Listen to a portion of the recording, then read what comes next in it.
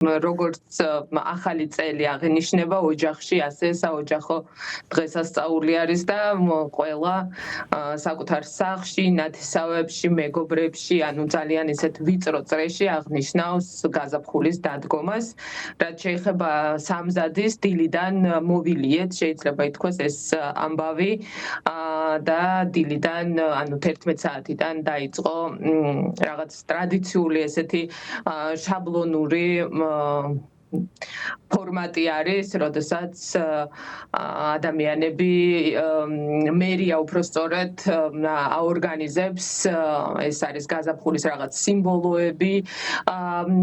და რაც მთავარი არის, მთავარი ატრიბუტიკა მაინც საქართველოში ყოველთვის მთავრობა არის, იმიტომ რომ წელიწადში ერთხელ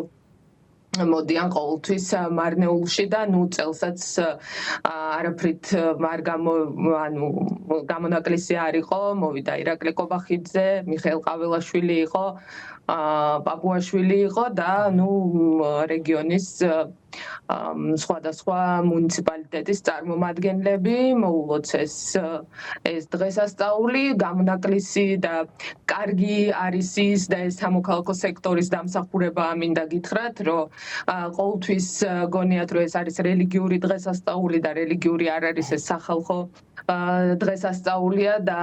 ანუ როგორც მუსლიმებს არ მოულოცეს ეს რაღაც კარგი არის, იმიტომ რომ მედიის და სამოქალაქო სექტორის მუშაობა როგორც ჩანს ტყუილად არ გვიწვალია ამდენი წელი.